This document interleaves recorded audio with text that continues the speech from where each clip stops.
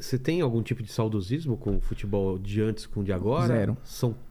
São coisas diferentes? O que você vê a principal mudança entre futebol dos anos 70, 80, até 90 talvez, mas mais 70, 80 para agora? Ah, cara, eu acho que é ritmo, é intensidade, é preparação física, é a estética do jogo. Eu acho que hoje ela é uma dinâmica muito mais automatizada e mais harmônica, assim, porque tá todo mundo melhor treinado. Inclusive o jogador meia boca, hoje ele tem acesso a um melhor treinamento, a uma melhor preparação física, a uma melhor recuperação física, a estímulo de reação. Tudo é melhor. Então até o meia boca... Eu não tenho nenhuma dúvida que o jogador médio hoje, o médio é melhor que o médio de sempre. Ah, é? O fora de série é fora de série. Então a gente pode discutir porque o fora de série, o nome já diz, ele é um fora de série. Mas a série, a produção em série hoje, ela é desde a base muito melhor acabada do que era antigamente, e por motivos lógicos, porque o esporte sempre anda pra frente. Os goleiros são muito melhores do que antes. O goleiro, pra mim, mata a charada, porque quando o cara começa com esse papo, porque antigamente era técnica e não sei o que, eu falo, cara, olha pros goleiros. Os caras hoje são mais altos, mais rápidos, mais técnicos, são muito melhores. É só ver a quantidade de pênalti que se pega hoje em dia, que pegava antes. E gols de falta que diminuíram. Você pode até falar, o cara treina menos. Pode ser. Porque o departamento de fisiologia... Eu tinha pensado pelo lado do goleiro ter melhorado. Eu só falei, os caras não treinam mais falta. Ele chega muito mais rápido na bola também. Pode ser, eles realmente treinam menos. Eles treinam menos, porque nenhum preparador físico, nenhum fisiologista vai querer que o cara acabe o treino e fique dando 100 chutes depois ali, arriscado a estourar o músculo, porque o nível de... E hoje ele consegue ter essa medição lá pela lactase, pela não sei o quê, ele faz os testes de secar e não sei o que, ele sabe. Então tem isso, mas eu não tenho nenhuma dúvida que a evolução dos goleiros tornou a vida dos atacantes mais difícil. Mesmo assim, você tem hoje a era mais ofensiva do jogo. Ah, é? Com os caras fazendo 40 gols toda temporada. Pô, o Lewandowski, que é o polonês que joga no Bayern, agora quer ir pro Barcelona, ele tá no 7º ano seguindo fazendo 40 gols ou mais toda temporada, pô. Isso sem contar Messi, Cristiano Ronaldo, Neymar, Haaland, que tá aí também na mesma linhagem. Então o jogo hoje, a média de gols só tá subindo. A média do campeonato italiano passada foi alta, a da Champions tá alta, a da próxima Copa provavelmente vai ser alta, como foi no Brasil em 14.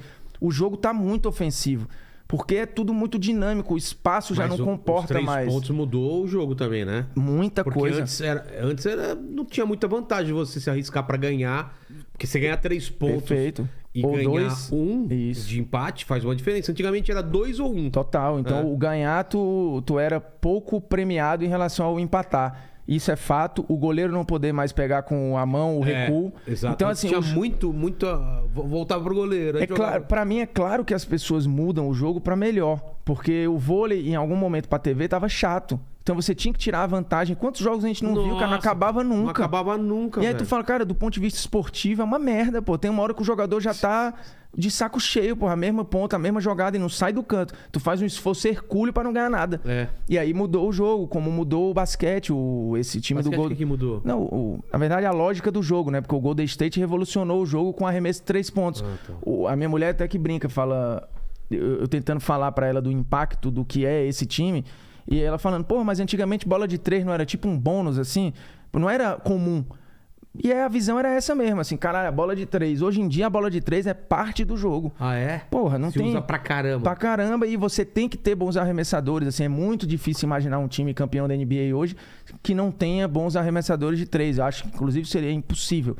Os placares estão bem diluídos, porque com mais cesta de 3, você tá toda hora passando da barreira dos 100 pontos ali, o tempo todo. Então, bicho, o esporte sempre anda pra frente. A gente falou de MMA agora. Tu tem alguma dúvida que o lutador de MMA hoje é muito mais completo do que era o lutador de Vale Tudo, pô? Com certeza. O cara só lutava jiu-jitsu contra hoje uma máquina de bater, que você tem todas as ferramentas. Aí tu fala, mas se o Rickson Gracie ou se o Royce treinasse outras coisas, ele ia ser pica. Beleza, pode até ser, mas eu não sei. Aí é o se. O que eu tenho é um cara que é completo em quase tudo, com um cara que era muito bom em uma coisa. Perfeito. Então hoje você pega os zagueiros, o passe. Hoje eu tenho 3 segundos pra pensar e o cara sai de campo com 90% de passe certo. Ele não tem espaço, ele não tem tempo, ele tem um marcador no cangote dele o tempo inteiro. Às vezes marcação durou. E o cara quase não erra. E o nível de erro é baixíssimo. Então, assim... É que você não torce pro Corinthians, cara. Mesmo assim. Mas lembra... Como os caras berram passe, mano, que que raiva! Aqui eu acho que você tem outros elementos que na Arena do Corinthians nem tanto, porque o gramado é considerado por muitos o melhor do Brasil, né? Mas, num geral, você tem gramados piores, uma arbitragem que atravanca o jogo e deixa o jogo pior.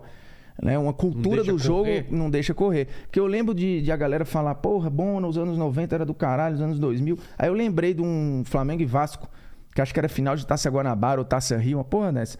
Tem esse print que é real. Se você olhar o jogo, você vai ver o print. No final do jogo, o Luiz Roberto tá narrando o jogo, aparece a quantidade de faltas no jogo, que tinha, de um lado, o Romário e do outro, o Edmundo. Quanto? 90 faltas, pô.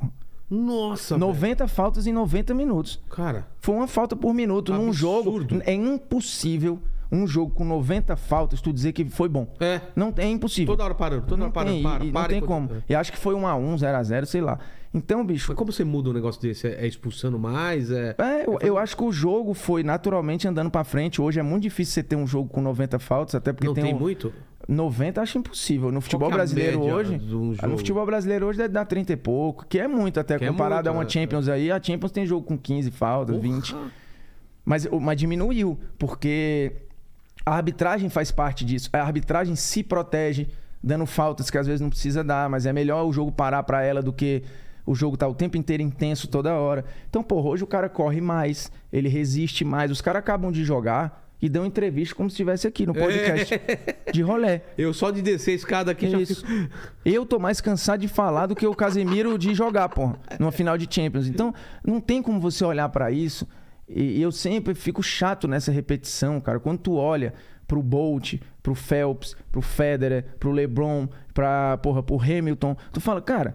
Que porra é o futebol? Que todos os esportes andaram pra frente ou tem boa parte dos seus melhores hoje, menos o futebol. É claro que aí tem um gatilho emocional da gente... melancólico, saudosista, sei lá. Ai, no meu... Não, cara. Você, por exemplo, Vilela, ter saudade de 10 anos atrás e falar, porra, aquele Corinthians é genuíno. Porque há 10 anos atrás tu foi campeão do mundo. Eu tenho saudade daquele Corinthians, mas eu acho que o futebol hoje tá melhor do que quando eu via quando era moleque. Porque aí entra um Quase não tinha...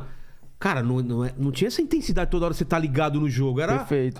Você podia comer e comprar um hot dog e voltar. Quase não tinha como. A inversão de bola, cara. O cara inverte a bola, o domínio do lateral, por pior que ele seja, é um domínio pleno, cara. Assim, antes você, porra, o cara pererecava pra tentar dominar. Você vê Copa, quarta vai ter Corinthians e Santos, por exemplo. Um jogo de Copa, assim, oitava de final, cara, tem a emoção... Tem a tensão do jogo, mas ele vai ser intenso. Cara, ninguém vai querer perder esse jogo. E aí tem um detalhe que o Vilela de 10 anos atrás, ou de 20 anos atrás, talvez tivesse menos preocupação para numa quarta-feira dessa, poder reunir os amigos e se dedicar e ver só o jogo. Hoje o Vilela tem... Talvez na hora do jogo, uma entrevista pra fazer. Amanhã tem uma porrada de boleto pra pagar. O tempo da pessoa. Eu acho que a tua percepção do que é o jogo também muda. Entendi. Porque... Tinha menos campeonatos. Claro, pergunta pro meu filho se ele acha que o jogo hoje é uma merda. Ele vai falar, claro que não, porra, é o que eu tenho. E quando ele provavelmente tiver 20 anos...